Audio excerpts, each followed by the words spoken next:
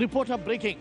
കോൺഗ്രസ് സ്ഥാനാർത്ഥി പട്ടികയിൽ 70 സീറ്റുകളിൽ ധാരണയായി എന്ന് സന്തോഷ വിവരം അറിയിക്കുന്നു. 15 സീറ്റുകളിൽ തർക്കം തുടരുന്നു. ഈ മണ്ഡലങ്ങളിൽ കേന്ദ്ര തെരഞ്ഞെടുപ്പ് സമിതി തീരുമാനമെടുക്കട്ടെ എന്നാണ് കേരള നേതൃത്വത്തിന്റെ നിലപാട്. തിരുവനന്തപുരത്തെ 5 സീറ്റുകളിൽ കടുത്ത തർക്കം നിലനിൽക്കുകയാണ്. സ്ഥാനാർത്ഥി ചർച്ചകൾ പുലർച്ചെ 2:30 വരെ നീണ്ടു എന്നാണ് അറിയുന്നത്.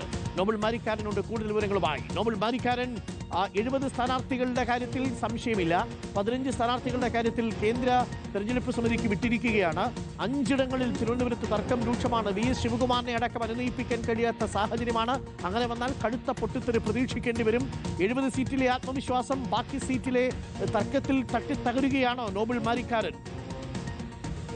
അരുൺ, കോൺഗ്രസിനെ സംബന്ധിച്ച് വലിയ ചർച്ചകളാണ് ഇന്നലെ ദില്ലി കേന്ദ്രീകരിച്ച് ഉണ്ടായത്. പുലർച്ചെ 2:30 വരെ നേതാക്കൾ യോഗം ചേർന്നു. ഈ യോഗത്തിൽ ഇപ്പോൾ 70 സീറ്റുകളിൽ ഒറ്റ പേരിലേക്ക് എത്താൻ കഴിഞ്ഞു എന്നാണ് നേതൃത്വം വ്യക്തമാക്കുന്നത്. അതിൽ 20 എണ്ണം സിറ്റിംഗ് MLA-മാരാണ്. 15 സീറ്റുകളിൽ ഒന്നിലധികം പേരുകൾ നിലനിൽക്കുന്നുണ്ട്. അതിന്റെ തീരുമാനം കേന്ദ്ര തെരഞ്ഞെടുപ്പ് സമിതി എടുക്കട്ടെ എന്നാണ് KPCCയുടെ ഒരു തീരുമാനമായി ഇപ്പോൾ വന്നിരിക്കുന്നത്. അതേസമയം എടുത്തു പറയേണ്ട കാര്യം, നേരത്തെ ആദ്യം സൂചിപ്പിച്ചത് തന്നെ ഏറ്റവും അധികം കടുത്ത തർക്കം തുടരുന്നത് തിരുവനന്തപുരം സീറ്റിലാണ്. തിരുവനന്തപുരം സീറ്റിൽ പല സീറ്റുകളിലും ഒന്നിലധികം നേതാക്കളുടെ പേരുകളുണ്ട്. സംസ്ഥാന നേതാക്കൾക്കും അതിൽ വ്യത്യസ്ത അഭിപ്രായങ്ങൾ ഉണ്ട്. അത് വലിയ തരത്തിൽ കടുത്ത തർക്കമായി മാറിയിട്ടുണ്ട് എന്നാണ് ഇപ്പോൾ വിവരം ലഭിക്കുന്നത്. പ്രത്യേകിച്ച് ഈ പറഞ്ഞ പല മണ്ഡലങ്ങളും, നെയ്യാറ്റിൻകര ഉൾപ്പെടെയുള്ള പല മണ്ഡലങ്ങളിലും വലിയ പ്രതിസന്ധിയാണ് ഇക്കാര്യത്തിൽ ഉള്ളത് എന്ന് അറിയാൻ കഴിയുന്നു. വി എസ് ശിവകുമാറിന് സീറ്റ് ഉണ്ടാകുമോ എന്ന കാര്യത്തിൽ പോലും ഇപ്പോൾ ഉറപ്പുവരാൻ കഴിയാത്ത സാഹചര്യമാണ് എന്ന് അറിയാൻ കഴിയുന്നു. എന്താണെങ്കിലും കേന്ദ്ര തെരഞ്ഞെടുപ്പ് സമിതി ഇന്നിപ്പോൾ യോഗം ചേരുന്നുണ്ട്. ആ യോഗത്തിൽ അടിയന്തരമായി എടുക്കേണ്ട തീരുമാനങ്ങൾ എല്ലാം എടുക്കും എന്നാണ്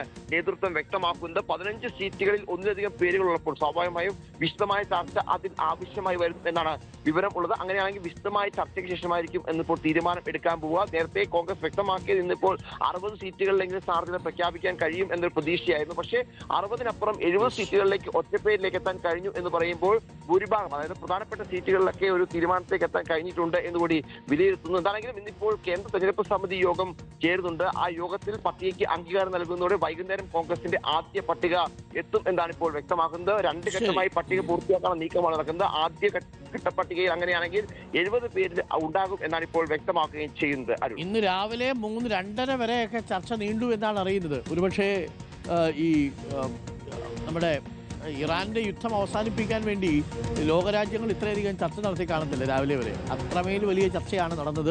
പക്ഷേ ചർച്ച കഴിഞ്ഞിട്ടും 70 പേരുടെ കാര്യത്തിലേ തീരുമാനമായുള്ളൂ. 15 പേരുടെ കാര്യത്തിൽ ഇപ്പോഴും വലിയ തർക്കം നിൽക്കുന്നുണ്ട്. തിരുവനന്തപുരത്തെ 5 പേരുടെ കാര്യത്തിൽ വലിയ തർക്കമാണ് നിൽക്കുന്നത്. അതിലൊരുപാട് പേര് സ്ഥാനാർത്ഥി മോഹികളായിട്ടുണ്ട്. ഗ്രൂപ്പ് സമവാക്യങ്ങളൊക്കെ പാലിക്കണം. 24 മണിക്കൂറിനുള്ളിൽ സീറ്റ് വരാൻ ഞങ്ങൾ തയ്യാറാണെന്നൊക്കെ പറഞ്ഞ ചില ആളുകളൊക്കെ ഉണ്ടായിരുന്നു കേട്ടോ.